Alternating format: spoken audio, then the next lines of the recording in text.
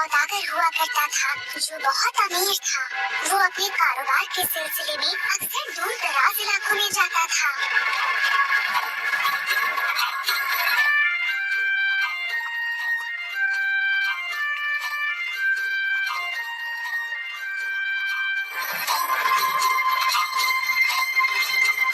एक बार वो अपने साथ खाने का सामान लेकर सफर पर निकला।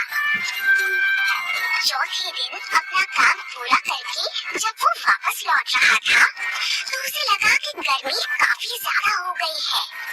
तब वो अपने घोड़े से नीचे उतरा और एक पेड़ के नीचे बैठ गया जिसके सामने एक नदी बह रही थी।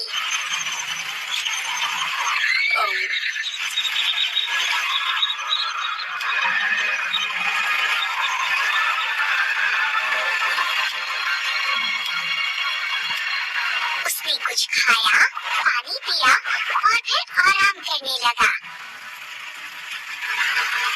जब वो आराम कर रहा था तो उसने देखा कि एक बड़ा सा जिन्न उसके सामने खड़ा है। मैं तुम्हें मार डालूंगा क्योंकि तुमने मेरे बेटे को मारा। जनाब, मुझे ये बताइए आखिर मैंने किया क्या है जिसकी वजह से आप मुझे मारना चाहते हैं? मैंने कहा ना कि तुमने मेरे बेटे को मारा है। मैं आपके बेटे को क्यों मारूंगा? मैं तो उसे जानता भी नहीं और मैंने उसे कभी देखा भी नहीं है। यहीं पर मारा है। क्या तुम इस जमीन पर नहीं बैठे हो? और क्या तुमने अपने थैले में से निकाल कर खजूर नहीं खाए? और उन्हें खाकर क्या तुमने उनके गुठलियों को यहाँ नहीं फेंका? हाँ, वैसा तो किया है मैंने। फिर तो तुमने ही मेरे बेटे को मारा है। जब तुम यहाँ गुठलियाँ फेंक रहे थे तो मेरा बेटा यहाँ से निकल रहा था, तो उसे तुम्हारी फेंकी एक गुठली लगी और वो मर गया। तो अब मैं तुम्हें मारूंगा। हुजूर, मुझे बख्श दो। मैं तुम पर कोई रहम नहीं करूंगा। मैंने आपके बेटे को जानबूझकर नहीं मारा है, इसलिए मुझे आप माफ कर दें। लेकिन तुमने मेरे बेटे को मारा है तो मैं तुम्हें मारूंगा। एक गुजारिश है आपसे, सुन लीजिए। मुझे थोड़ा सा वक्त दीजिए, इतना कि मैं अपने घर जा सकूं। मैं अपने बीवी बच्चों को अलविदा कहना चाहता हूं। मैं आपसे वादा करता हूं, एक बार उनसे मिलकर मैं यहाँ वापस आ जाऊंगा, फिर आप मेरी जान ले लेना। लेकिन अगर मैंने तुम्हें यहाँ से जाने दिया तो मुझे डर है कि तुम वापस नहीं आओगे यहाँ पर। मैं ऊपर वाले की कसम खाकर कहता हूँ, मैं अपना वादा निभाऊंगा और जरूर आऊंगा। तो कितना समय चाहिए तुम्हें? मुझे 1 साल का समय चाहिए। मैं आपसे वादा करता हूँ कि मैं आपसे 12 महीने बाद जरूर मिलूंगा और यहीं इसी पेड़ के नीचे आपका इंतजार करूंगा। फिर आप जो चाहे कर सकते हैं। इतना कहकर जिन वहाँ से गायब हो गया। हाँ? इसके बाद सौदागर अपने घोड़े पर बैठा और अपने घर के लिए निकल पड़ा। जब वो सौदागर अपने घर पहुंचा तो उसके बीवी बच्चे उसे देखकर बहुत खुश हुए, लेकिन उनसे खुशी खुशी मिलने के बजाय वो जोर जोर से रोने लगा। अरे आपको क्या हुआ? परेशान क्यों है? क्या बताऊं, मेरी जिंदगी का सिर्फ 1 ही साल बचा है। फिर उसने बताया कि उसके और जिन के बीच क्या बातचीत हुई थी और कैसे उसने 1 साल बाद उसके पास वापस जाने का वादा किया है ताकि वो उसे मार सके। ऐसा सुनकर उसकी बीवी भी बहुत रोई। अगले ही दिन सौदागर ने सबका हिसाब किताब करना शुरू कर दिया और सबसे पहले सबका उधार चुकाया। उसने अपने दोस्तों के साथ साथ गरीबों की भी मदद की। साल बीत और अब उसे वापस लौटना था। सबसे मिलने के बाद वो सफर पर निकल पड़ा और वहाँ जा पहुँचा जहाँ उसने पहली बार जिन को देखा था।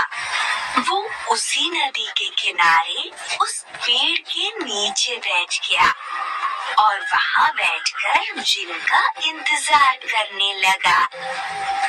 उसने देखा कि एक बूढ़ा आदमी वहाँ से गुजर रहा है। एक बात का जवाब दो, आखिर तुम यहाँ कर क्या रहे हो? यहाँ पर तो बहुत सारी बुरी आत्माएं और जिन रहते हैं। जनाब, यही मेरा नसीब है। फिर उसने उस बूढ़े आदमी को बताया कि उसके और जिन के बीच क्या हुआ था और कैसे उसने उससे वादा किया था कि वो ठीक 1 साल बाद उसके पास वापस आएगा।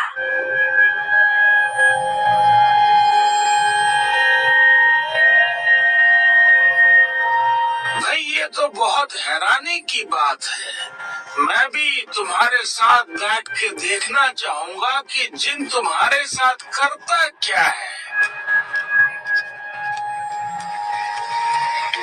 इतने में वहाँ एक और बूढ़ा आदमी अपने 2 काले कुत्तों के साथ आ गया।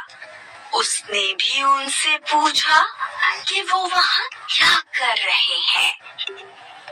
वो भी जानना चाहता था कि सौदागर के साथ आखिर क्या होगा,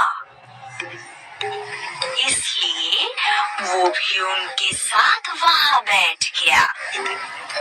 इतने में वहाँ एक और बूढ़ा आदमी आ गया और वो भी उनके साथ वहाँ बैठ गया। अब वो लोग आसमान की तरफ देखने लगे।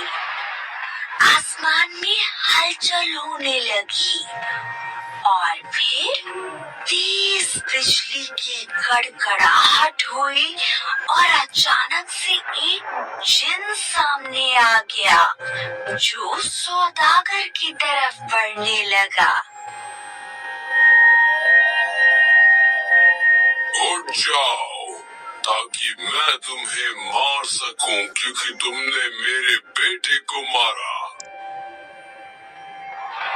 ओ जिन्नातों के बादशाह, मेरी आपसे गुजारिश है कि आप अपना गुस्सा छोड़ दें और मुझ पर बीती कहानी को ध्यान से सुने। उस कहानी में मेरे साथ ये हिरनी भी थी।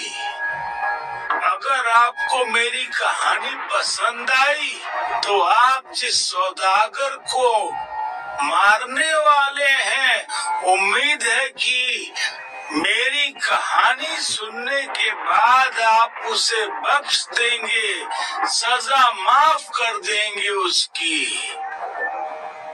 शहरजाद ने देखा कि सुबह हो गई है और इसी समय सुल्तान अपनी बेगम का कत्ल कर देता है, तो उसने बोलना बंद कर दिया।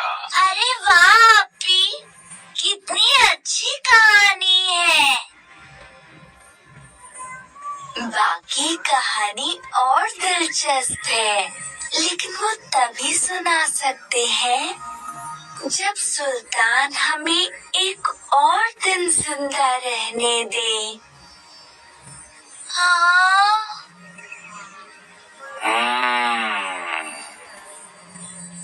मैं इसको अभी नहीं मारूंगा, पहले ये शानदार कहानी पूरी तो सुन लूं।